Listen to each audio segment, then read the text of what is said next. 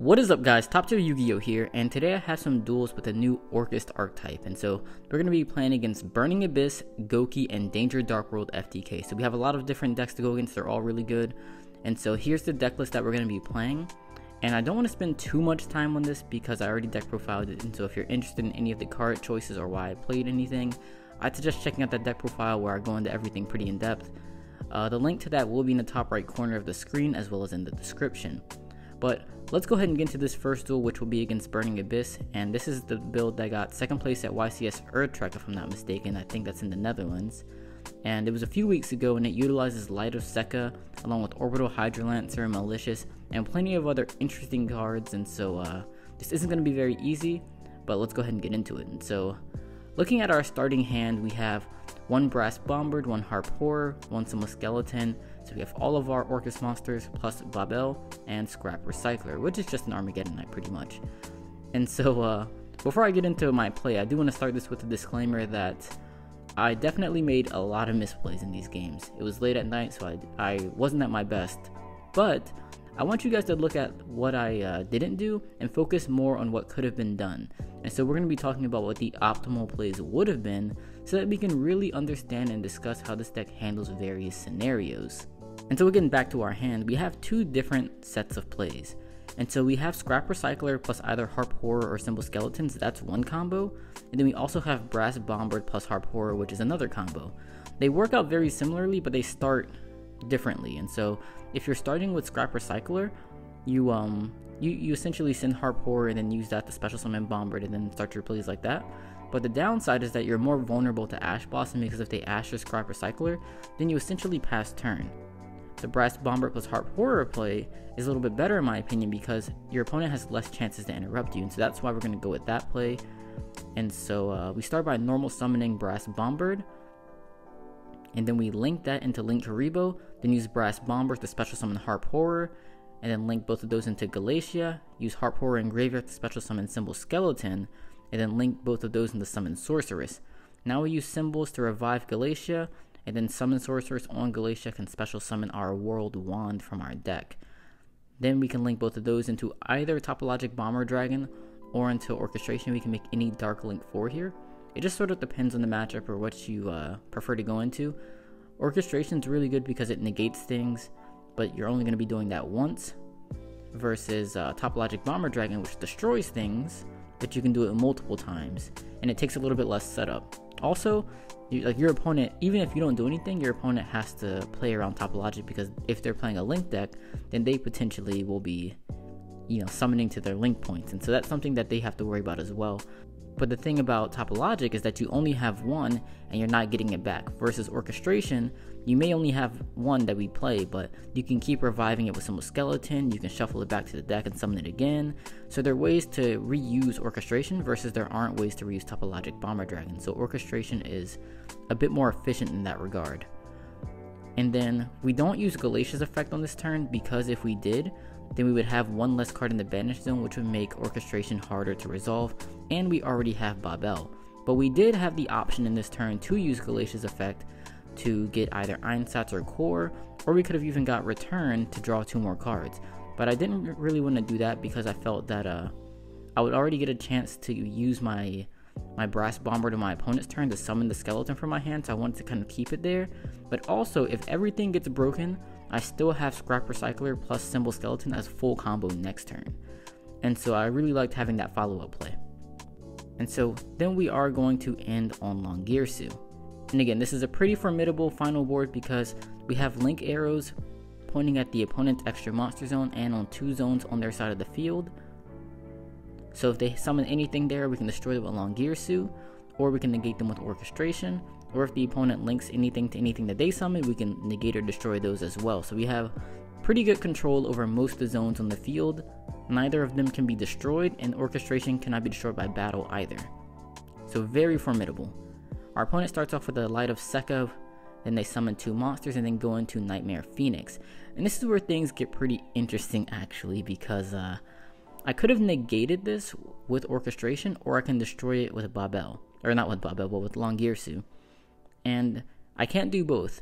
I mean, I can activate both effects, but because Orchestration negates cards that are linked, if I destroy it, it's no longer linked, therefore it isn't negated, which would allow Phoenix to destroy my Babel, which I don't want because that's going to cut off all of my link effects and other Orcust effects for the rest of the turn. And so I have to negate that with Orchestration pretty much. And so I activate Harp, and then that gets the 4th card banished, then Orchestration shuffles all 4 back into the deck in order to negate the Phoenix. Then Harp summons Brass Bombard.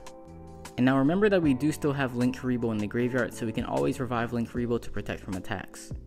And we summon the Brass Bomber there so that our Orchestration is still linked so our opponent can't destroy it. But our opponent does continue their plays. And they start by using the Solkius that they discarded for Phoenix. And so they discard Farfa and Malicious actually. The Malicious can banish my Longirsu. And they can overlay Malicious and Solkius into Beatrice, which can dump Snow. And they still have the other Malicious effect. And so he's able to get 4 link materials, which he uses to summon a Boral Sword. And then he uses Alec to negate my Orchestration so that he can attack over it. And so he attacks over the Orchestration with Boral Sword, then revives Snow. Tries to attack over Brass Bomber with Beatrice, but I revive Longirsu and use Longirsu to stop that attack. He attacks directly with the Snow, and then he's going to use Boral Sword again to attack direct for a game. But I actually made a huge mistake in this game. Very huge mistake. Like, I just sort of accepted that Boral Sword was game and completely just forgot that I can actually still survive this turn. And so what I could have done was I could have used Brass Bombard here to special summon Symbol Skeletons from my hand, right? And then, like, he's gonna attack over that. And then use Symbol Skeletons effect to revive something else from my graveyard. And then he would maybe attack over that too, that's fine. But he wouldn't kill me. And then I still have Scrap Recycler as a follow-up and a stacked graveyard. Whereas on his side of the board, he doesn't have enough things for Snow. Oh, and I'd be getting Longirsu back in the end phase, which would allow me to clear some of his cards as well. And so, like, I could easily have, like, cleared his board on my next turn, and then with him having no cards left and no board, I'm pretty sure I could have won this game. And so this game is very winnable if you make the optimal play. I just didn't make the optimal play. And so we are going to go into game 2. And so going into game 2, since I lost, I'm going to be going first. And I know I'm siding in the match change 2s, siding out the Ghost Ogres. I don't remember if I sided in Gozen match. And because Gozen match isn't a bad option. Like, it stops a lot of their link plays. It stops them from making Dante or Beatrice with Burning Abyss monsters. Stops a lot of their plays, actually. So I don't remember if I sided it in. I know I sided in match change 2. If I were to side in the Gozen match, I would probably side out the Allure of Darknesses, or maybe even the Called by the Graves, because those are like fine cards, but they just aren't super impactful. I would also consider siding out the World Legacy Survivors, just because they're kind of blanks. Like, you don't necessarily need them to play, and so I'd be okay taking them out. And so moving into game 2, we open up 2 Scrap Recyclers, 1 Brass Bombard, Einsatz, and Called by the Grave. So I guess I didn't side in those Gozen matches. But this hand is not good at all. And so what we're going to do is just summon Scrap Recycler, go into Harp Horror to summon something, then go into Galatia, which can get us to a Orchestrated Return to maybe draw us into some better cards, because we just want to survive. Like, we can't play this turn, really. Like, we have no combo, and there's nothing that we can draw into to fix this hand. But what we can do is set up for our next turn, and Einsatz is going to help that a lot. But we can also draw into another, maybe like some kind of extender, or maybe a Harp Horror or a Symbol Skeletons for next turn. Because if we can have Scrap Recycler plus either of those for next turn, then that still gives us a pretty good play. But unfortunately, we draw into another Brass Bombard as well as World 1. And so we really don't have much of a play here, nor do we have much of a play on our next turn either. But Einsatz does help by sending Harp Horror to the graveyard. And so our opponent is going to go into a Dante mill 3, go into Phoenix, destroy Einsatz. And then he gets that Malicious in the graveyard, and I'm pretty scared at this point because he has Hydrolancer as well. He uses the effect, but he can't resolve it, and then goes into Unicorn to shuffle Galatia back to the deck. And then Hydrolancer and Unicorn are going to attack for a good amount of damage. Now, if I look at his graveyard, which I don't remember if I do here in the replay, but he has 2 Cowcabs in his graveyard, I think, and so he can't use Hydrolancer's effect. And then we do have Scrap Recycler plus Harp Horror in the graveyard at least, so we are able to play. And we have Babel already as well, and so that helps. And so we link into Galatia, and then use symbols to bring back Harp Horror, and then use Galatia to set core. Core is just going to help our survivability on the next turn. And then we finally go to Topologic to attack over his unicorn. And yeah, so then I do actually look at his graveyard, and there are 2 Calcaps, so that's why he couldn't use the effect. And then when he goes in, and so then we just pass on Babel, Core, and Topologic, and then we have a stacked graveyard. And so on our opponent's turn, he's going to summon 2 BA monsters, but then we're just going to destroy both of them with Topologic Bomber Dragon, and that pretty much is the game.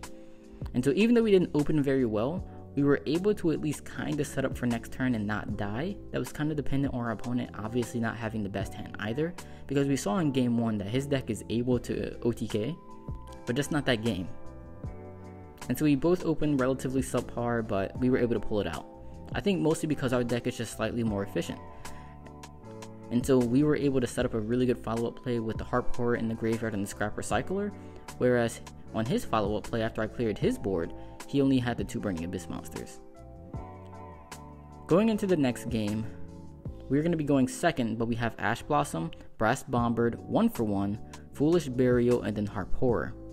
Our opponent is going to start by summoning 2 Burning Abyss monsters, going into Dante, milling 3, milling 2 Kaijus and Rubik, and then in the end phase using Skarm to search Tour Guide, which is great because we have Ash Blossom, but we're going to start our plays with the classic Brass Bomber plus Harp Horror combo, and so that's pretty much standard.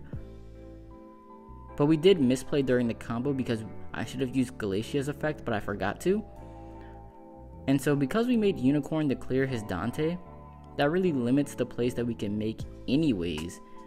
And so I just decided to go into a second Galatia and then just use the effect afterwards, because sure, we could have made a Link 4, but we know he plays Kaijus. And so we don't want to make a Link 4 just for him to Kaiju over. We could make Orchestration. But then again, there isn't like a big point to that. So I just wanted to ensure that I could resolve Galatia's effect and then rely on my hand traps to protect me, because I know one of his cards is Tour Guide and I know that's going to be negated, and so it just depends on what his follow-up play is after that, because he's probably not special summoning any Burning Abyss monsters afterwards. And so on his turn, he normal summons Tour Guide, which does get Ash Blossom, and then he Kaijus the Summon Sorcerer, surprisingly, summons another Kaiju, then tries to attack over the Glacia, but I do use Galatia's effect to set an Einsatz, which is again very important for the efficiency. He goes into a Phoenix to destroy Einsatz, which is fine, and then in the end phase I just use Symbol Skeleton to revive my Galatia, which gives me a solid starting place for next turn. Then he goes ahead and scoops because he knows that he has pretty much no defense and I have full reigns of this game at this point. And then looking at the hand, I still have Foolish Burial, and I'm going to be able to make a lot of plays next turn. And so he scoops that one up, and then we are going to proceed to the next game. In this next game, we're going to be going second once again, and we opened up Ash Blossom, Scrap Recycler, Babel, Brass Bombard, and Harp Horror. So again, pretty good hand. We have the Brass Bombard plus Harp Horror play. We also have Scrap Recycler plus Harp Horror play. So we have 2 different combos, and we started with Babel, and we have a hand trap. I'd say we're in a pretty good position, but our opponent's making some very interesting plays here. And so he starts off by making a Dante, milling 3, then tribute summoning Skolkius, then using Dante to add back Farfa, and then special summons Hydrolancer, which mills a Foolish Rhino Warrior, which he uses the Sincere, which revives the Dante, and then he uses the Farfa that he added back to hand to make Beatrice on top of that Dante, and so he passes with Beatrice plus Orbital Hydrolancer, which is pretty good. Then on my turn in my standby phase, he attempts to use Beatrice's effect, and I absolutely should have negated that with Ash Blossom, but you know, I kind of just fell asleep here, and he resolves it. Then Ash Blossom is able to fix his graveyard, which allows him to have 2 disruptions on my turn. He has the Snow plus the Orbital Hydrolancer, and again, we have 2 combo plays, and we even drew an Extender and Crown, but because he's able to have 2 disruptions, he's able to stop either one of them. Like, neither one plays through disruption well enough and can clear Beatrice and Hydrolancer, which just has a lot of attack, and it's difficult to link too, because we'd have to, like, that's a very difficult zone to link to in this deck.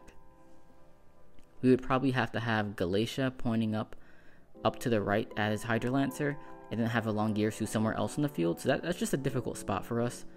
We could deal with the Beatrice, but we just can't with that disruption, and so he wins this game pretty easily.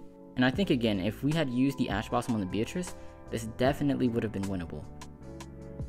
But either way, let's move on to the next one, game 5. the grand finale.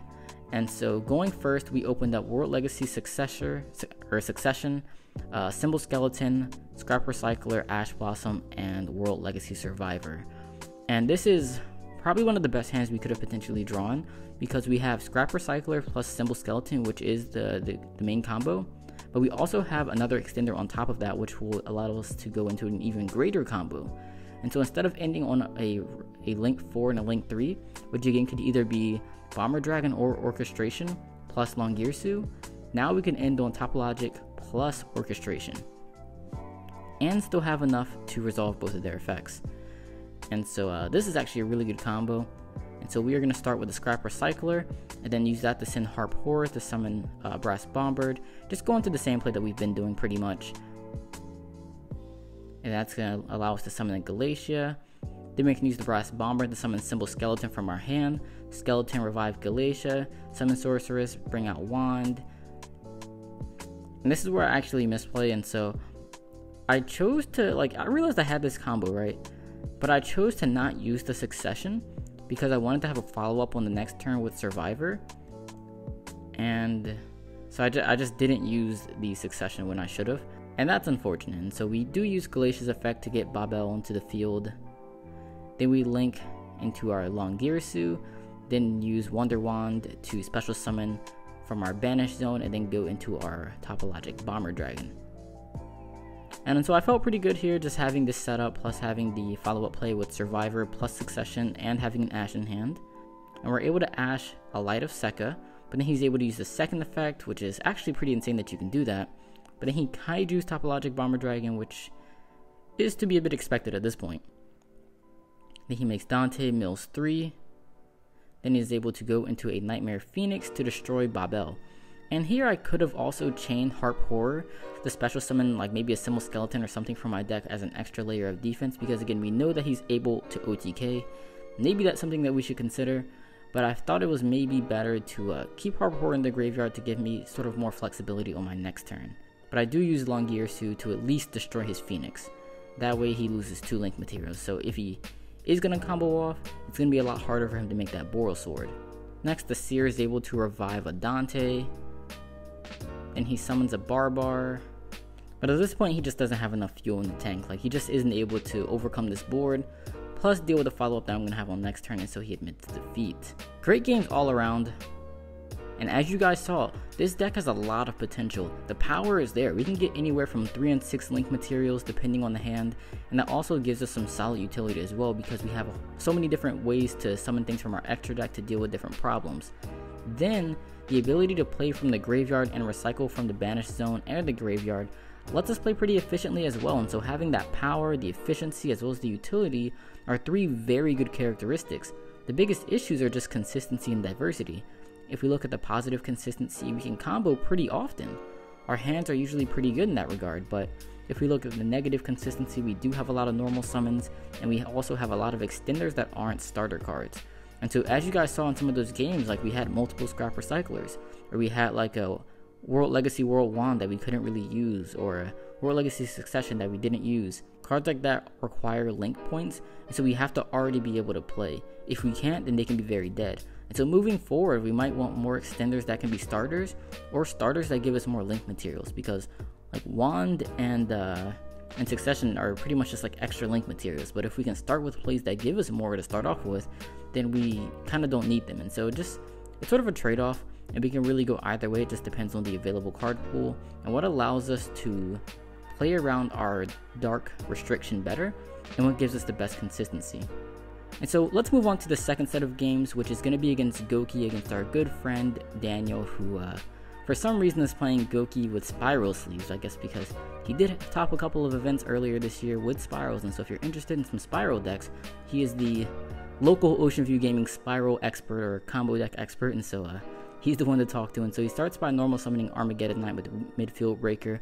We negate that with an Ash Blossom, and he passes turn, which is amazing. If you can stop Gouki that early in their play, you have a really good opportunity to win the game most likely. But we also bricked, and we opened up 2 Crowns, Succession, and then Called by the Grave and something else, Core.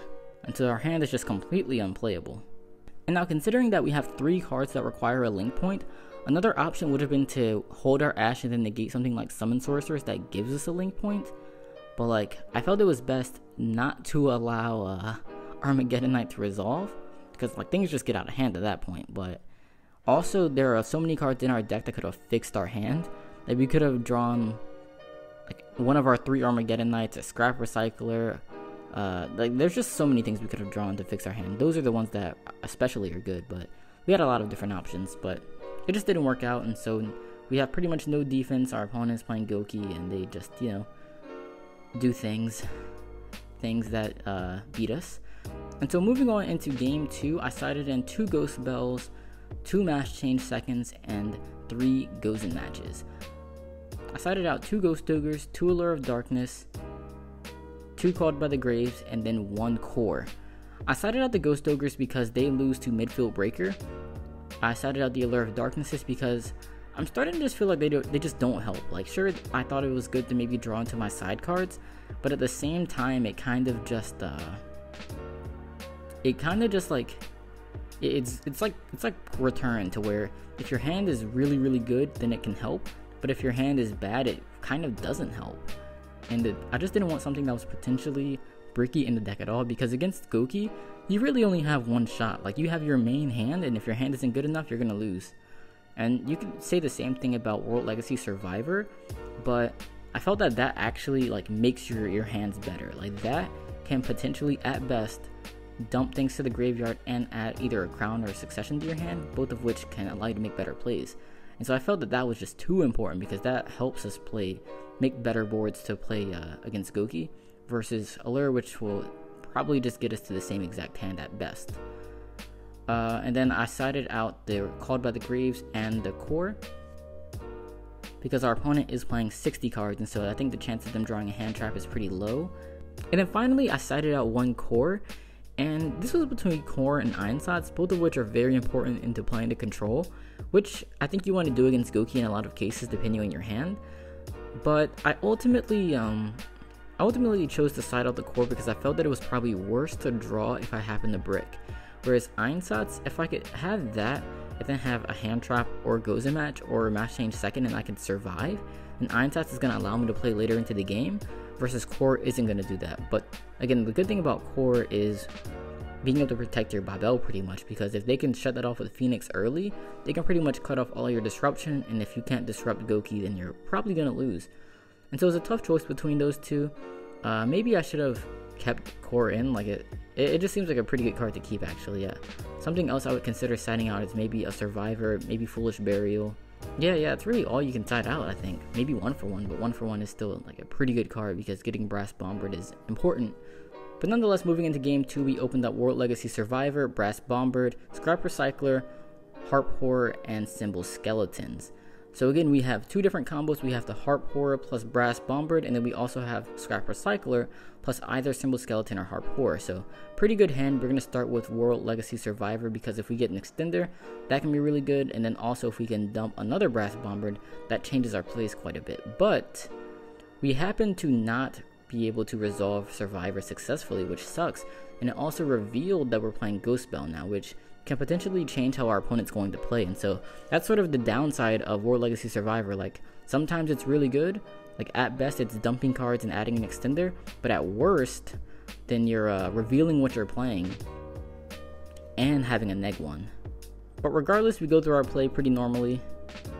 We didn't get the extra extender, so we're just going to end on Topologic and Longirsu, a pretty standard play. But our opponent has the kaiju for the Topologic Bomber Dragon, normal summon Armageddon Knight, go into Isolde, summon Hero Kid, which summons 3 other Hero Kids. And it was at this point we did have the option of using Longirsu's effect. We could have destroyed the Isolde. However, we chose not to, because he still would have 3 Hero Kids, and so having 3 link materials on board plus a malicious is just kind of a lot to waste your 1 disruption on. And so I want to let the combo keep going through, especially because I do have a Symbol Skeletons to revive Longirsu if I need to, or I can revive a Galatian. So there's a lot of options here. And so I allow him to go into a Summon Sorceress, and when he summoned the Summon Sorceress, I got really excited because I was definitely destroying that, and that definitely would have hurt him a lot. But instead, he summons Malicious and goes to Cerberus first to clear the Longirsu, which can be destroyed because it was not currently linked to anything. And then here at this point we had another option.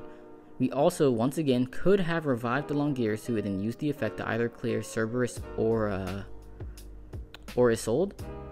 But I wanted to wait a little bit longer, and then when he summoned the Firewall, I felt that Firewall was a good enough card to want to destroy, and so I wanted to use Symbol Skeleton's effect to revive Longirsu, and then I could use Longirsu's effect to send Firewall to the graveyard because it's linked with the Cerberus. However, he's able to chain Firewall's effect to the symbols and then return Longirsu to my deck, which pretty much means I have no more disruption, and he's still able to combo, which means I'm going to lose, and so I admit defeat. But what I maybe should have done was wait until later into the combo to do this. And so I should have waited until after he used the Firewall's effect. I failed to realize that Firewall was something that could disrupt that play. Like, I just simply forgot that Firewall could also interact with my graveyard. I'm not sure if using Longirsu later in the play would have resulted in me surviving, but I'm curious how that would have worked out, so let me know what you guys think actually. Do you think that game was salvageable, or do you think I still just lost regardless? And so moving on to our next match, and so, because I'm not going to get too old like that, I had to run it back. I was not getting too old. And so we're going to be going second, and we opened up World Legacy World Crown, Survivor, Scrap Recycler, World Wand, and another Crown. And so not the best hand. We have 4 World Legacy cards, which means that Survivor is probably not going to resolve successfully if we try to use it. But we do have a combo. We do have Scrap Recycler plus Crown, and that's full combo. So it's just going to depend on what our opponent does. And so we also don't have hand traps, and we're playing against Gouki, and so we do get Gumblard, which sucks. But something that kind of comes up is that when they use Gumblard's effect, you can discard World Crown, and then you can discard Wand, and then when Wand is sent to the graveyard, you can summon Crown, and then you can use Crown's effect to disrupt your opponent. It just sort of depends on the timing. And so I didn't scoop immediately. I kind of wanted to just see where this goes through. However, he did give us Ibly, and so that wasn't going to work out. But if we were playing against an opponent who destroyed the Ibly that they sent on the opponent's side of the field, we could have done that, and that would have actually been good. And so whether or not you continue playing the game, because we could have also scooped to conceal what we were playing. Well, I mean, he knows obviously, but if we want to play correctly, we could have scooped to conceal what we were playing. And so if they give you Ibly, then probably just scoop. If they don't give you Ibly, then you can play it out, because sometimes what you're discarding to the graveyard can be, good next turn. But him having the Trigate plus having Ibly on our side of the field is sort of the nail in the coffin. And so moving on to game 2, we're going to be going first, and once again, I sided Ghostbell, Gozen Match, and Mass Change second. And then for our hand, we draw Harp Horror, Armageddon Knight, Gozen Match, Babel, and Symbol Skeleton. And so we have to play with Armageddon Knight plus either Harp Horror or Symbol Skeleton, so we're in a pretty good position. Plus we have a Floodgate, plus we already have Babel, so we don't need to use Galatia. However, we do have the option, and so we can use Galatia to search either Core or Einsatzs to set up more efficient plays with either Onsats, or we can have Core to protect our Babel from Phoenix. But we have Gozen Match to protect from Phoenix. And so another option is to set Return, discard the skeletons that we have, and potentially draw into more defense in case our opponent has a Twin Twisters for the Gozen Match. But really any of them work, and so we are going to go for the Return play, and then we draw into an Ash and a World Crown, which is perfect because that extends our play and gives us more defense. So that was like literally the perfect thing that we could have drawn, and then we end on Bomber Dragon plus Orchestration plus Gozen Match. And now he does start with a mid-breaker field, which pretty much negates Topologic Bomber Dragon, but we still have the Orchestration to negate anything that he plays. We still have the Gozen Match, and we still have the Ash, so we're in a pretty good position. But the moment we play the Gozen Match, he scoops, because there's not much you can do through that. You can't even summon Isolde like that. And so moving into game 3, we open up Ash Blossom, 2 Brass Bombbirds, Survivor, and Orchestrated Return. Then our opponent actually bricks. He opens up 2 set cards and a set monster, which is unbelievable. And so we draw into Harp Horror, which is perfect because now we have Brass Bomber plus Harp Horror. We have full combo. Plus we still have Ash for defense, and we have Survivor to potentially extend. So we are in a great position. We start with Orchestrated Return to discard the extra Brass Bomber to draw into maybe another extender, who knows. But nonetheless, I also use World Legacy Survivor, which adds a successor and dumps an Armageddon Knight. Then I use Brass Bomber to go into Link Kuriboh, and then the second Brass Bomber to summon Harp Horror. But then he used Clawed by the Grave to banish the other Brass Bomber to negate the one that I activated. Then I activate World Legacy Successor to revive Armageddon Knight. Then Armageddon Knight can dump Harp Horror, which allows me to summon a Symbol Skeleton. Then I summon Galatia, use that to set Babel, and then our opponent admits defeat because he pretty much can't play and we're going to be able to play. But I'm really curious where this goes from here. What I was going to do is go for the Unicorn play. That way I could shuffle his face down back into his deck just in case it was a Gouki monster, because a Gouki monster would search if I attacked over it, which would allow him to maybe potentially start his plays next turn. Then I could attack direct with both Unicorn and Galatia, then end on Topologic, plus having a Harp Horror in the graveyard to trigger Topologic's effect. And he does actually have the mid-breaker field, so he'd maybe be able to play through that, but then I also had the extra Ash Blossom for the Vion, and that would have been game. And so we are going to finish off this match with a 2-1 victory. And so moving on to this final set of matches, we are going to be playing against our good friend Judy Hops, who is playing Danger Dark World FTK, which actually just did very well at this most recent YCS, which is pretty scary, the fact that there's still FTKs going around. But we are going to be going second, and we did not open a hand trap. And so we're in a very bad position, but our opponent does use card destruction, which I don't particularly mind since we're playing a graveyard deck, and maybe we'll draw into a hand trap, but we don't. And so we proceed to get destroyed. But the way this FTK works is that you're doing general firewall shenanigans to keep reusing Armageddon Knight or Dark Grepher, and then you eventually dump Grapha, the Dark World card, to the graveyard, and then you dump Cannon Soldier to the graveyard as well. Firewall adds Cannon Soldier back to your hand.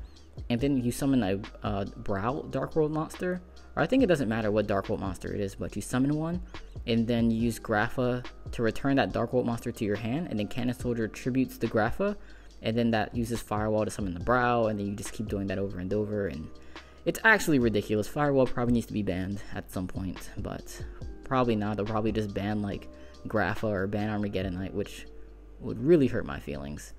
But moving into game 2, we're going to be going first, and I wasn't quite sure what to side in against this deck. I decided the same thing I sided against Gouki when going first. And we opened up with a Wonder Wand, a Brass Bomber, Armageddon Knight goes in match, and Orchestrated Core. And so not a very good hand, not a good hand at all.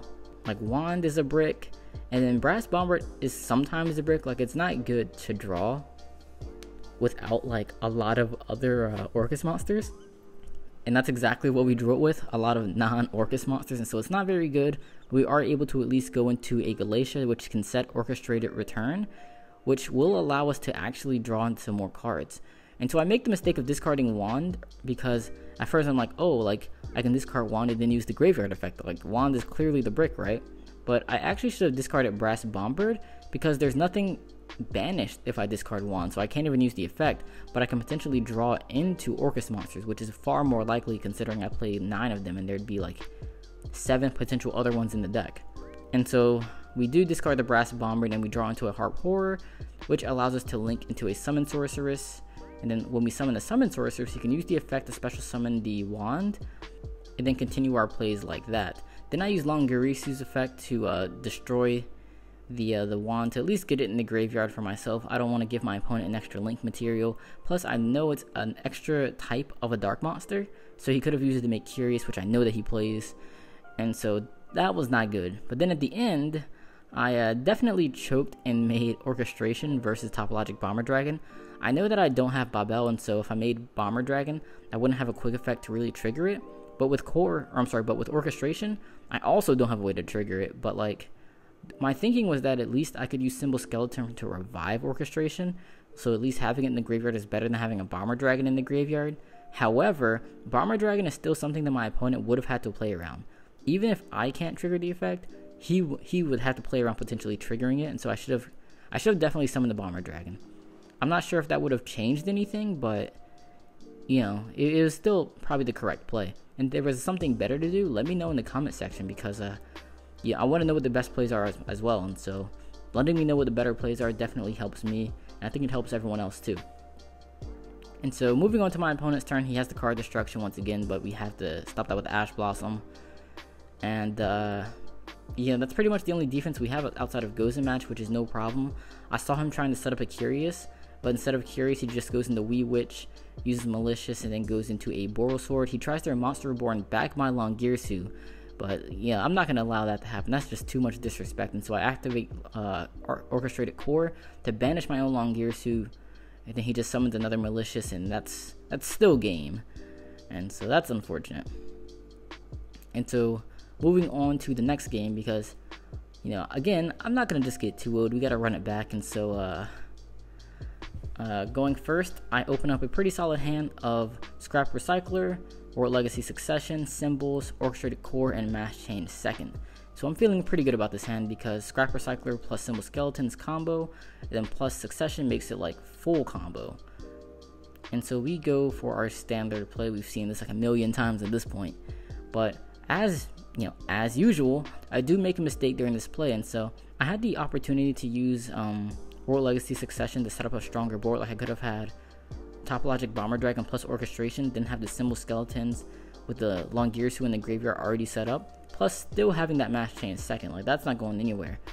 However, I you know, sometimes I always think about this, but I wanted to have a follow-up play for the next turn. I wanted to have Succession to follow up with, especially because I don't have the Einsatz, and so like it doesn't matter what happens on my opponent's turn. If he doesn't kill me, I still can't play if he clears my board. And so I really wanted to keep that Succession. However, I should have recognized that, again, I'm playing against an FTK deck. I just have to survive this turn. I need as much defense as possible. And so I definitely should have gone for the better play. But nonetheless, he is able to start his plays by normal summoning Armageddon Knight. Then he activates Danger Bigfoot, which I discard from his hand, which destroys my Topologic Bomber Dragon, unfortunately. Then he summons Malicious, and when he does that, that's when I go for Harp Horror to summon Symbol Skeletons, and then I use Mass Change 2 to go into Dark Law. Then he just discards the Trooper Cobra to revive the Bigfoot to attack over the Dark Law, which sucks, then goes into Isolde. And so if I had made that play, I could have negated the Isolde here. But in this case, I couldn't, and there's also nothing I can summon from the graveyard to like summon back in front of it, so I couldn't do anything about that Isolde play. Then he goes into Phoenix to destroy my Babel, and then he's able to continue playing. So he makes Mermaid, Cerberus to clear my Longirsu, gives me Ibli, then goes into Summon Sorceress and then has an Extender. And so I'm pretty sure he could have killed me, but then he sort of tries to go through some different plays and go through some different options to see what would have been the best one. And yeah, somehow he's maybe able to make a Tomahawk, and if like that happens, I don't know how I survive. But he says that the Dark Law, having to play around the Dark Law, the Topologic, and the Longirsu, forced him to make an awkward play that sort of prevented him from going through the rest of the full combo. I'm not too sure about this. I think I probably like lose this game, and so we're gonna count that as a loss, even though he admitted defeat. And then we open up we're gonna be going second because he admitted defeat, but we open up pretty unplayable. He starts with an Armageddon Knight, I ash it, but he's able to play through it just by summoning a Bigfoot, then summoning a second Danger Monster, and for some reason they're different types, and that allows him to make Curious, which can dump Malicious, and then he quits, but like, he definitely wins. I think he said he had to go or something, but he was winning that game because our hand was pretty much unplayable. And so that's just sort of where we're at in this format. Like, you've got to have more hand traps. Like, just a single Ash Blossom sometimes isn't enough. Like, sometimes you feel like you want to stop the Armageddon Knight because that's so many link materials, but at the same time, they can just do so much other plays. So you got to have a hand trap, and so some changes I'm considering moving forward, especially considering that Gouki just won the YCS, Danger Dark World FTK was also in the finals. Like, Gouki and the FTK were the highlights of that YCS, along with Thunder Dragons. And so I definitely need to change the build to address that. Thunder Dragons actually aren't a big issue for this deck because, like, destruction isn't scary because Longirsu and Orchestration can't be destroyed. If they destroy Babel, you just add it back to your hand next turn. So, like, that's fine. And then you also don't add cards from your deck to your hand very often either, outside of Survivor. And so again, like, I'm not afraid of Thunder Dragons at all, but I am afraid of not having a hand trap and losing the die roll to either FTK or Gouki. And so those are definitely big issues. Another thing to note is that you really just have to play well with this deck. Like, this deck isn't, you know, the best deck of the format. It isn't amazing. It's definitely a tier 2 deck. But in playing a tier 2 deck, you cannot make mistakes. And in a lot of those games, you saw to where you know, I didn't make terrible mistakes, but I didn't play optimally, and it was like those were the differences between winning and not winning. And so that's sort of the crux of tier 2 decks. Like, you just have to play very well. But again, we do have the potential, and sometimes that's the best thing that you can ask for. Yeah, so just all in all, against Burning Abyss, we won 3 games, we lost 2 of them. I think at least like 4 of them were winnable though, so we probably should have been 4-1 against BA.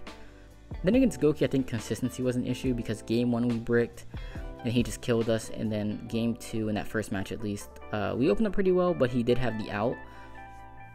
And so sometimes that's just all it takes, you know. Sometimes we brick one game, the opponent draws what they need the second game, and quick 2-0. Then in that second match, we didn't have a hand trap, so we lose that game 1. Then game 2, we opened up really good, and game 3, he opened up pretty poorly. And so a lot of those games are pretty much just based on who drew better. However, it is important to note that in that matchup, there's a lot of really key interactions, such as Longirsu being able to pretty much destroy anything on their side of the field at any time. So you have to deal with Babel, which means core is really important to protect Babel from Phoenix. Another thing is Topologic Bomber Dragon versus Mid-Breaker Field. If they had Mid-Breaker Field, then Topologic is essentially useless, which kind of forces you to go into Orchestration a lot more than you normally would. But Orchestration is also really difficult to resolve, and you're especially not resolving both it and the Longirsu in a lot of cases, which means that you're kind of reduced to only have one disruption on your opponent's turn. You're either going to have Orchestration or you're going to have Longirsu. So it improves but increases the need for non-engine disruptions such as hand traps, goes in match change second, or things like that. But then with that, our ability to draw into side cards through our engine with orchestrated return actually helps a lot. Gumblar Dragon and our graveyard effects can sometimes be significant as well. And so the Gouki matchup is actually, on a surface level, it's very much like who draws better, but if you look deep down, it's actually not a bad matchup. It's pretty solid. And then finally, against Danger Dark Worlds, like, that was easily the toughest matchup of them all. I mean, we just got waxed multiple times, like 4 games in a row. It comes down to if you can stop them. Like, you have to draw the hand trap, and they can't draw the out, and it's very good that they have Bigfoot to out Topologic Bomber Dragon. That's really useful because they can search it with Nessie as well, so they, depending on how many copies they play, they have many outs of Bomber Dragon, which again forces you to go into Orchestration a lot more, which is a lot more difficult for them to play around. But even then, it lowers your amount of disruptions, and you don't want to have few disruptions against a high ceiling deck. So that makes it very difficult. So it's very similar to Gouki, but not as easy because they just do so much more. But yeah, I'm going to go ahead and wrap this video up here, guys. I hope you enjoyed these duels. I hope I gave some solid commentary. I hope I didn't misplay too much for you guys. I misplayed in so many of these games, but I hope that we were able to overlook that and look at the correct plays, because I know that that's what I'm doing when I look back at these replays, and that's what helps you the most. Like, when you're practicing, when you're playing, it doesn't matter whether you win or lose. Like, there's no stakes on Dueling Book. It doesn't matter. All that matters is that you learn from your plays, and then you make the correct ones when you're in the tournament. So when you're at your locals, if locals matters to you, or if you're at your regional, if that matters, if you're at your YCS, all that matters is that you make the correct play there. And so this is useful for helping us identify those correct plays so that we can do that. But if you don't look back at your duels, you can't identify your mistakes. Or if you just focus on what you did, then you can't see past what you did. You can't see into what some of the better plays were. And so I really do hope you guys enjoyed this. If you have any questions, comments, or concerns, please leave them in the comment section below. I would really appreciate it. If you guys want to see any other decks, again, also let me know down below. But as always, guys, thank you, and I will see you in the next video.